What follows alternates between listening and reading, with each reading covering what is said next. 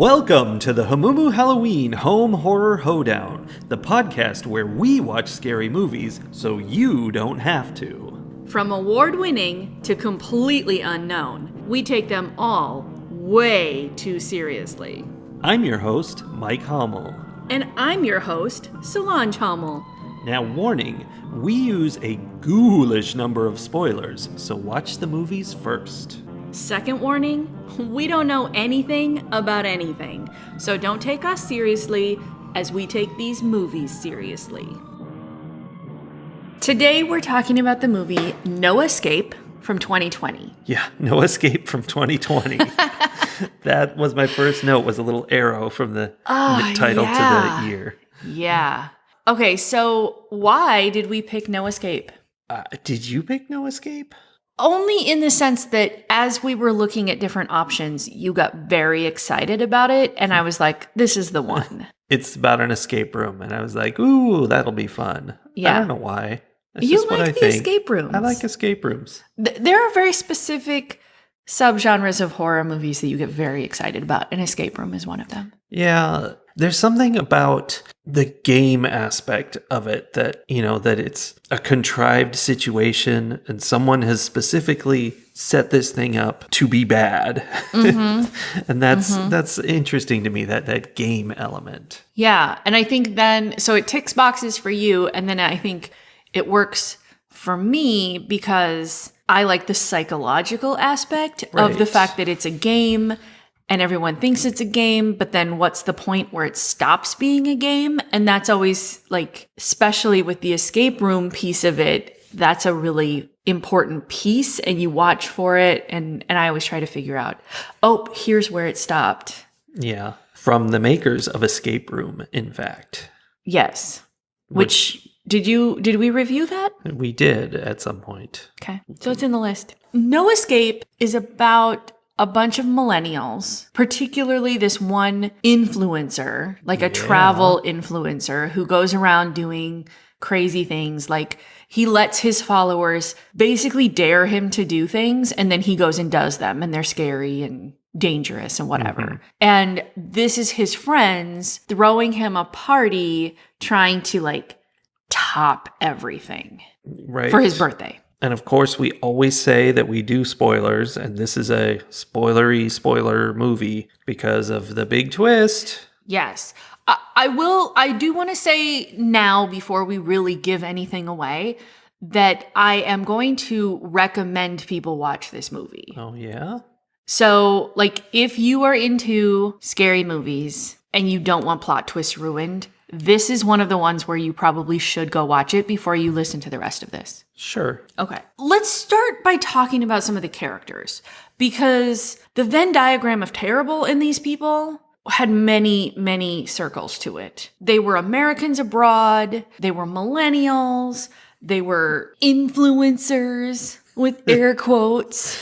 Yes, that's true. Yeah, there was a lot of that kind of, we're going to go to Russia and have our crazy party. Only, that's one of my notes about this whole movie is there was a lackadaisicality problem in this movie. Like, elaborate on that. I mean, it probably starts earlier, but when they do first get to Russia and they have, they go out for a wild night at the club, it's not wild at all. No, it was very tame. Like, we're just hanging out, having drinks with our new Russian friends. It just, like, the whole thing, like, it seemed like they were trying to do one of those, cutting back and forth, crazy drug-fueled night of partying scenes, but it wasn't crazy at all. No. And that's kind of how the movie went. Like, these people were just kind of chill about all the insane things happening to them, it felt like. Yeah. I mean, insane things did happen to them, but there was a part of me where it's like, so I feel like we were supposed to be starting to feel some kind of sympathy or empathy or something for them for these things that they were experiencing. Sure. And all I could think was, you literally arrived here for the purpose of having this exact situation happen to you. Yeah. And I'm not even talking about the escape room yet at this point. I'm like, they're at the bar, they're getting into a fight with drunk Russians who may or may not have been like connected to some kind of mob something. Like, it was definitely a dangerous situation. But I'm like, you literally, this is what you wanted. So why are you upset right now? Yeah. Later on, the escape room they do is in like this old Russian prison. And there's a comment from the main guy who says, "We're in Russia in some old prison. How could you put us here?" And like, what are you talking about? That's your whole thing. This is, in fact, at the beginning of the movie, they were saying, we're taking you to the big thing that's going to top it all. And he's like, what is it? What is it? And they're like, it's an escape room. And he's like, oh, come on. That's super lame. Yeah. So make up your mind. Like, either don't be deriding them for giving you a lame experience, or be ready for an intense experience. Yeah. Now, I did like the themes that came up because he's bringing his girlfriend with him for sort of the first time, right? Like, I definitely had the sense that she hadn't been along for the whole ride like his friends had been. She wasn't as into the danger life, and she's along for this trip. And during that bar scene, it very much sets up this idea of like, what do you care more about? Attention? Because he's like, oh, I wonder if we got any of that on tape. Like, did that get recorded so I can post it? And she's like, do you care more about that, or do you care more about me? Because she was the one being kind of assaulted. And so I liked that theme with these younger generations that have lived their whole lives on social media. Yeah. What does that do to your personal relationships? And like, there was some interesting stuff going on there. And I do think that carried through. Did it? I'm interested. I think there's some. We can talk about that more. But the overriding piece of me, and this may, be because I'm 44 years old and I did not live my entire life on social media, I was growing very impatient with their behavior. Yeah. So to get beyond the introductory segment, they go to an escape room. And that escape room is very Saw-like. Each of his friends is trapped in a death trap, and he has to solve very escape room style puzzles to get them out. Like, he has to put all the gears in the right order, and he has to swap water between bottles, just like in Die Hard, as they mentioned. Yes. And this is a thing I have about this movie. I don't know if it's a complaint or what, because here's the thing. Spoilers. This escape room is the first half. So they think it's an escape room. They get kind of weirded out because it's kind of realistic and people are in grave danger, apparently. But hey, they signed on for a scary escape room. Then, the people running the escape room get abducted, and they get abducted and sent to be tortured and potentially killed in this... by the scary Russian mobsters who attacked them the night before. Right. So they are in a real life or death situation after this escape room. The problem is... Oh, I just realized something. What did you realize? Let's talk about it later. Okay, sorry, go ahead. The problem is they made that initial escape room scary and life or death for no reason, like when that should have just been an escape room. Well, except that it had to be scary enough that they could, like, that Cole, the birthday guy, would think, oh, okay, this is the extreme escape room that they signed me up for. It's true, but the whole thing was, are we being killed versus is it all pretend? And like, why was that? I don't know. I just have a problem with, I guess you're right. I guess they had to do that in order to make it so that the next part was real to them. Yeah. Because otherwise they would have known that the next part was the thing that makes it scary and therefore is also fake. Right. It was sort of like... I'm not quite sure how this ties into what we're saying right now, but it made me think about the documentary we watched about that one haunted house where you have to sign a thing at the beginning that says that they can do anything they want to you. That's horrible. Like that it was very upsetting. It really was. And that was what this was like. It was like they had signed a thing saying we're going into this escape room where they can drown me in a giant plexiglass box if I don't solve the problem. Yeah. Which seems unrealistic. It is unrealistic. But, for these people who were danger seekers. And I think there's also this I don't know if racism is the right word. Racist is the right term because it's not about race, but nationalistic thinking of in Russia people do that. Yeah. I mean, that's not... Stuff is scary in Russia. That's not something that's just Russia. Scary people everywhere do things like that. That's not a Russian thing, I guess. So, okay, maybe we should just like pull the Band-Aid off and like do the big reveal. What's the big reveal? That when they think they have escaped from the escape room and they find that the people running the escape room have been murdered, they're not out of the escape room. So it was all an escape room and the whole thing was fake? Yes. So they're now out of that part and they're like running around the building, trying to get out, trying to find their Russian friend who supposedly set up the escape room for them, being chased by these mobsters who, oh my gosh, I just realized something thing was that when Cole's girlfriend was being assaulted in the club by these people, she knew who they were.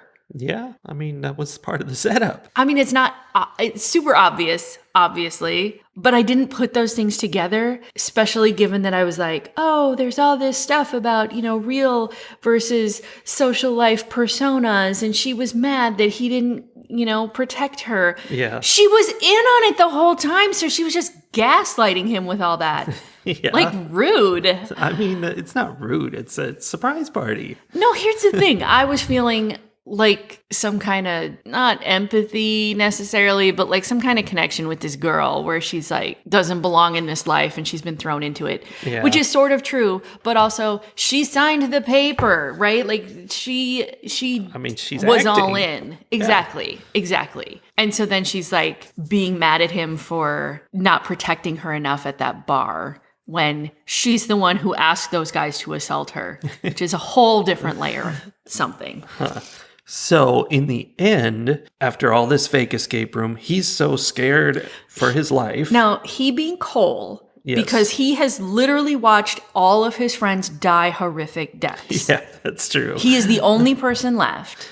And he goes nuts and murders Alexei, the Russian guy they came to visit, who was taking them to the escape room. Because he thinks he set it all up, yeah, right? He comes out of the dark and he's like, hey, it's me, and you got to look at what's on my phone. And he's like, no, I'm going to beat you to death. Yeah, which he does. I think that's a good twist because it takes, the whole movie being fake. If that was it, you'd be like, well, why did we watch this? That was pointless. But then it makes it has consequences, unfortunate ones. Yes. They for sure pushed Cole too far. Mm-hmm. See, that's why I say like they carried through that whole like social media impact on your life kind of thing, because he has this confrontation. He like murders Alexei with his bare hands out of just fear and rage and all of these emotions that they have intentionally built up in him to this level. Yeah. And as he's doing that, like the lights are coming up and there's like a tribute video to him and his last like 20 years of adventures playing on the background, and like all his friends who are not in fact dead and all the people that they know are showing up out of the shadows with like canapes and champagne and in their fancy clothes to have a birthday party. Yeah. And he's just sitting there like with blood all over him with Alexei's body. Wait, what? And the real like kicker of the whole thing is that then all of those people who set this up and put every piece of it in motion have the audacity to act appalled at what Cole has done. Well, and that's where I have a problem with this kind of plot. It's been done before, I will say. I can't say what movie we've seen, but this has an almost identical plot to a movie from the 80s that we have seen. Okay. You're going to have to tell me later because I can't remember what movie, but I definitely was like, I have seen this story before. Yeah. And there's other ones that do this kind of thing. Like, I guess I can't say either, even though everybody knows this one. There's one from the 90s that is almost the exact same plot. If you don't like watching horror movies, but you want to know what horror movies follow this same plot line, send us a message and we'll tell you in secret. Yes. But, this idea of they think it's real and we're going to fool them, haha, and they go nuts because it's terrible. It doesn't work because there were 100 times throughout that where people could have gotten so badly hurt just because he was so freaked out. He would have killed somebody or beaten them or, anything. Just kicked him in the shin, broken their knee. Any kind of thing could have happened. It's just a terrible, terrible idea, and no one would ever do it. Right. It's a movie plot for sure. Because there are too many variables you can't control in a situation like that when you get someone into such a heightened emotional state. And a lot of that is where, that you have to just buy into it because they controlled everything somehow. He was always in the right place for the next thing to happen. And there's no way he would have made different choices and ended up in different places or whatever. It very much has that sense. When you put it that way, it makes me think it's the discussions of, is your future predetermined sort of thing? It definitely has this idea that people respond in very specific ways to very specific stimulus. And if you do all the right things, then they will do all the things you expect them to do. Yeah. Which I personally think is nonsense. Yeah. People are unpredictable. Well, sure. And they're in this kind of rusty junk place. And any point he could have picked up a pipe and started hitting people. Right. There's just so many ways this could have gone wrong. And I don't know, man. Yeah. That would never happen in real life, is what I'm saying. Well, I'm kind of glad about that. Yeah, it's good. I feel like even the movie Escape Room, which basically features a magic escape room almost. It's supposed to be technology, but it's insane. And a huge conspiracy and all kinds of things. That's more realistic in a way because it's you can imagine these people having so many resources and controlling the system. But whereas this is supposed to be just people setting up a wacky party. Right. And being very much if we do this, then he'll do that. And not thinking about when someone is in duress to that level, necessity is the mother of invention. When someone thinks their life is at risk, they're going to find a way to protect themselves. Yeah. And it might not be the thing that you, in your right mind, setting up the puzzle, would think. Yeah. I don't know. It was interesting. As much as you're right, I don't think it could happen in real life or it would be much more unpredictable if you set something like this up in real life. I found it entertaining. Yeah. And that's why I like these kind of movies. It's just the fun of the setup and how does it all work and just seeing that stuff go. Even if it can't be real, it's amusing. So I suspected from the beginning that all of it, especially when the girlfriend is at one point she goes, so she was trying to warn him in some way and he shut her down. He's like, whatever, I've done this a bunch. I'm not afraid of anything. And she was trying to give him a heads up, hey, this might get kind of intense. I think she was going to set up, a secret word or whatever, but he didn't give her the opportunity. Yeah.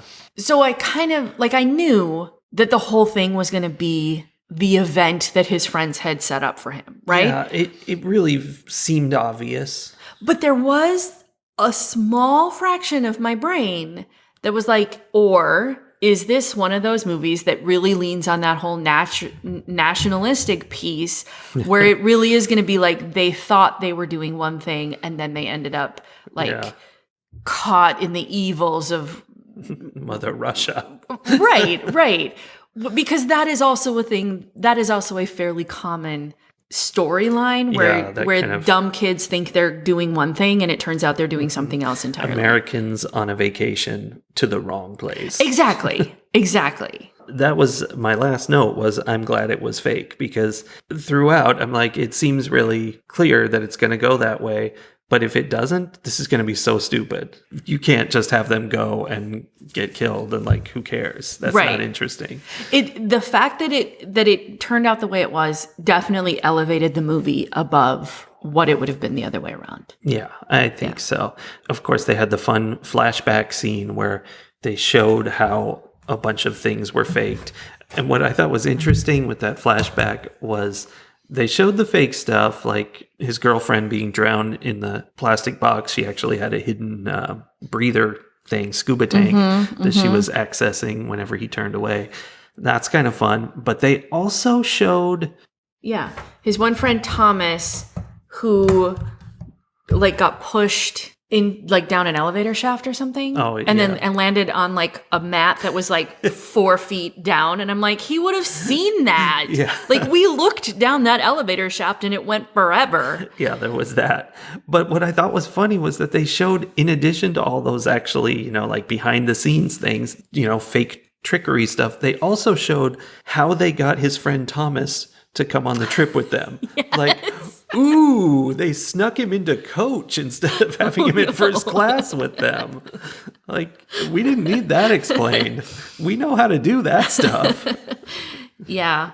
I mean, I think it was at that point, because we had already seen how it all turned out, it was that juxtaposition between what they thought they were doing and what they were actually doing, which again, like, is this saying something about the younger generations, the social media generations, where they like don't think things through and don't think about the consequences of their actions? Because I don't know, like, I would never put my friends in these situations because I would think this will break them. Yeah. Like, it would break you to see all of your loved ones murdered in front of you. Like, and I what? think realistically, it's the younger generations that are much more sensitive to those mental issues, where they're checking in with each other, and they would not want to cause any trauma to their friends. Right? There would be a point, and it would have been really early on, like before he had even saved all of them from the initial escape room traps, where they would have been like, Cole, okay, you're taking this pretty seriously. I feel like you need to remember, like, this is for fun. This is a game. It's just for fun. We're just doing a thing for your birthday. Like, they would have done some of that. Or she would have, like, realized at some point, like, okay, it's too much. I have to tell him. Yeah. And no, they just all, like, they were all in on the let's emotionally scar our friend thing. Yeah, that's a very Gen X thing. Totally. Gen Xers are going to emotionally scar each other. Oh, that's what's happening. These are Gen Xers making a movie about millennials and not understanding them at all. I'm sure that's exactly what it is. It's, it's like when all the boomers used to make movies about Gen X and they had no idea. Yeah. Oh, that's fascinating. Yeah. Now, in this escape room, the initial normal escape room, right, where someone is trapped in an Iron Maiden and someone else is being stretched to death. And someone's being drowned in a box. Yeah. We didn't mention the fourth person, which is she's like in an electric chair. Yeah. And she's just strapped into this chair with her face muzzled and everything. And at one point they show the clock, and you realize that when they go to rescue her, she's been strapped to that chair for half an hour. And I'm like, that's terrible. Like, that's no good. I mean, and she was the third of the four. Yeah. So the other girl had been in that box. Like, they didn't manage to rescue her in time. Yeah, she's dead. So she had been in that box for an hour, and she had been like basically treading water in that box for at least 15 minutes. That's true. I mean, she didn't have to tread water. She was tall enough that until the very end. I don't know. But I think what's funny about that is she seemed happy. Like she's okay. Come on, guys. She's like, I have this key. I don't know what to do with it. I've been standing here for an hour with this key. It's fine. Standing in a plastic box. Because, the best thing about being in an escape room is being locked by yourself away from all of your friends, having nothing to do with solving any of the puzzles. That's a twofold funny thing, which is, yes, it was totally Cole's puzzle, which is fine. Yeah, that's what they were doing. But, the other people were just props for him to manipulate. Yeah. Except after he rescued the first two guys, they ended up helping him with the puzzles, which makes sense. And it was funny because one of them solved the Die Hard water switching puzzle for him. Entirely on their own. And spelled it out. So if you ever need to know how to do the whole water switching thing, like just watch this movie and it will explain it That was interesting step by step. That they really walked you through some of the puzzles. We're like, this is how you solve this. Yeah. But he was in on the planning of this event. So he knew the answer to the puzzle, so it's kind of just cheating. That was just giving him free hints. It maybe Cole had taken longer to figure stuff out and like get going than they expected, and he was like, all right, we are definitely running short on time. Like, we're not going to make our cue for whatever comes next. I have to just solve this puzzle so we can move on. Yeah, those guys are outside standing there with a gun at that lady's head for the last 40 minutes. Just waiting. Because they don't know how fast will he solve it. And the part of the reason he took so long was so frustrating to watch. And you know what? I just remembered Escape Room did this exact same thing. Okay. Where the people, sure, they don't know it's an evil escape room. In this case, it wasn't, but they thought in that movie it was. They know they're in an escape room. They know there's a clock ticking, and they have no sense of urgency. They're just making all kinds of jokes and like, oh, you're trapped in that box, getting drowned. That's fun. Like, what are we doing? Just solve the puzzles. Go. Yeah. It was frustrating to watch. They didn't take the escape room as seriously as you take escape rooms. Absolutely. And in fact, they did not finish in time. No, they did not. Which really supports your idea that he cheated to help him make it because they were taking too long. Cole's not as smart as we thought he was. Yeah, and the very first puzzle in this escape room was cut open a corpse and get a key out of its guts. And he just went for it. He's like, all right, I guess I'm going to cut this body open. He thought it was a real human body, which maybe it was. I don't know. And was totally okay just cutting it open. Which again is the idea that like as long as you go to another country, if you go somewhere like Russia, or I imagine there's a list of other countries people would assume would be like this. If you go somewhere, they'll provide you with a dead body in your actual escape room. Like, here's the thing. There probably are places where you could pay enough money to the right people and get something like that set up. Anything insane. Yeah. But like, I don't think these people weren't that rich. No. Like, you have to be a whole different level of powerful and influential to be on the like, we'll make you an escape room with an actual dead body priority list. I don't know. That's a horrible capitalism thought. Right? Which is an interesting tie-in to my personal connection to this movie. Yes. Have you done this before? Well, I had a birthday one time. Yes. When I turned 40, going to an escape room with you and my friends was part of my like big turning 40 thing. It started with an escape room. Or so you thought. Right? And then we ended up in Russia. No, it was like I did the whole like escape room birthday thing and it was fun. Yeah. Nobody died. We didn't have to cut open a body. But there were clues that went from there. Yes. And you ended up on an airplane to another place. I did. So that was fun. I was like, hey, I've done this. Yeah. And then I was like, wait, no, I have not done this. No, we didn't make you kill anybody. No. Which is cool. I appreciate that you did not psychologically scar me to the point of me feeling I needed to murder someone for my own safety. No. On my 40th birthday. Not on your 40th birthday, no. No. So I need to know what from this movie is going to stick with you forever. I'm not sure that I've got one other than, this is definitely not the first movie to do it, but it had the metal spike going right towards someone's eye, getting closer and closer. Mm-hmm. You hate that. It's not what I like. I don't look at the screen when that is happening. And I was pretty sure it wasn't going to go in there, but I wasn't sure. It was too early in the movie for someone to lose an eyeball. Yeah. Did you have a moment that's going to last forever in infamy? Oddly, I think the scene, the picture that will come to my mind occasionally, I think, is the lights coming up and his friends in their fancy cocktail outfits with their like hors d'oeuvres and stuff walking out of the shadows appalled. Like that moment is just so emblematic of like where the world is today that I think that is likely to come back to me. Not in relation to horror movies or anything, but like there will be moments where I'm like, oh yeah, capitalism. Like Yeah. that kind of a connection. Yeah.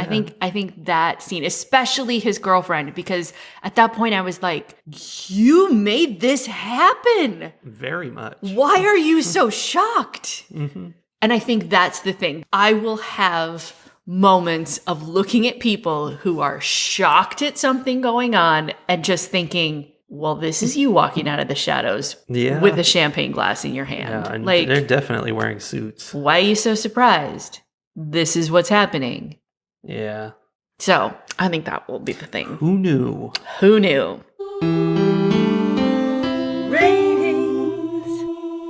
Well, with all that said, how do you rate this movie? I think I really enjoyed watching this movie, actually. Mm-hmm. This isn't a movie that I would say needs to win a bunch of awards or that I need to watch again over and over again or anything like that. But it was good, solid horror entertainment. It kept me engaged. I was thinking about what was going on. I had questions, but not so many questions.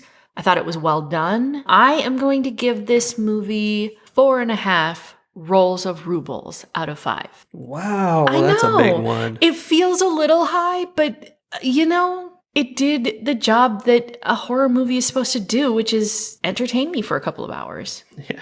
And it really, there were definitely things that were a little, problematic or things where I'm like, it wouldn't have gone that way or whatever.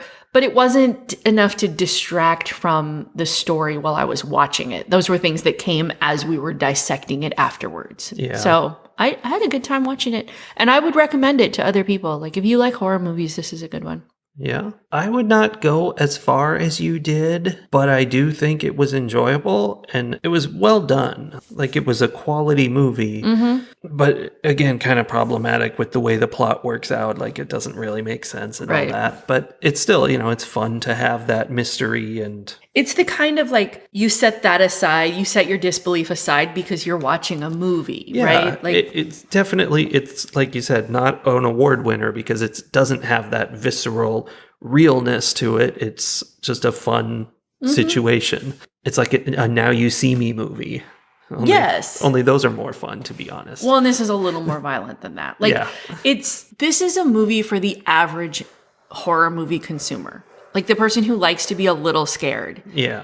Yeah, it's very much that kind of mass market-y. Yeah, and it might even be on the kind of sort of violent edge of the mass market horror movies because he does beat someone to death with his fists. That's pretty intense at the end. It will feel very tame to anyone who actually watches deep horror, any kind of Saw body horror kinds of things or torture porn or any of those things. It's not like that at all. No. It's definitely more of the light summer horror fun. Yes.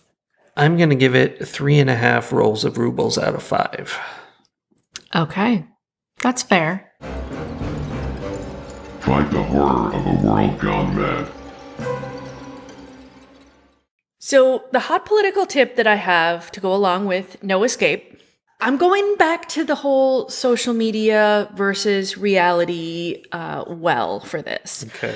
I think that it is very important for people to remember that social media activism, the thing where you're talking about the thing you're upset about, or you're sharing memes about it, or you're sharing articles even, while that's important, we need to be educating our friends and our family. We need to be talking about the issues.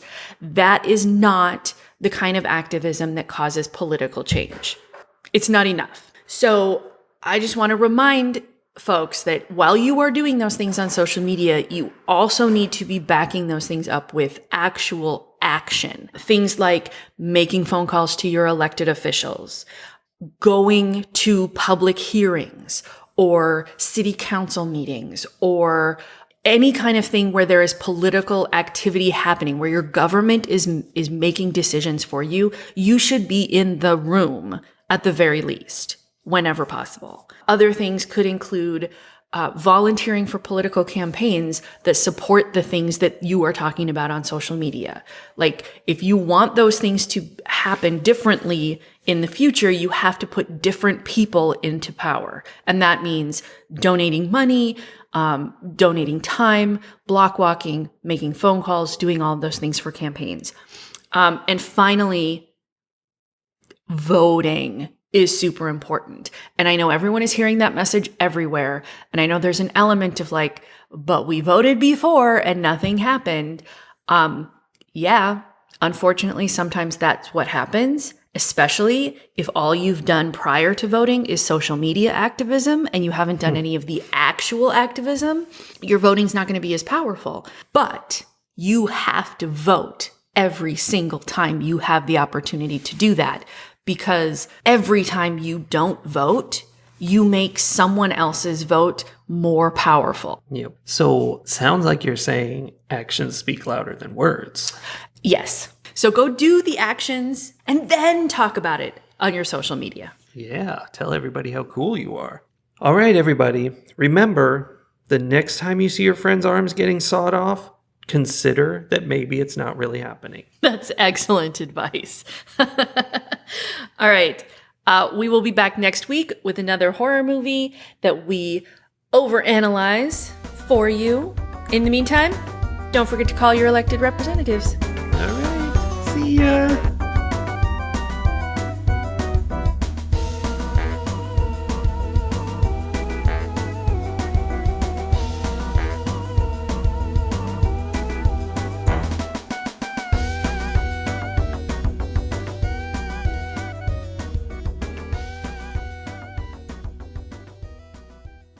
Welcome back to another Hoedown with me and... Sully? Yes, that's your name. Is that how we're doing this? No, we're not going to do it now because you ruined it. I'm sorry. You just destroyed it.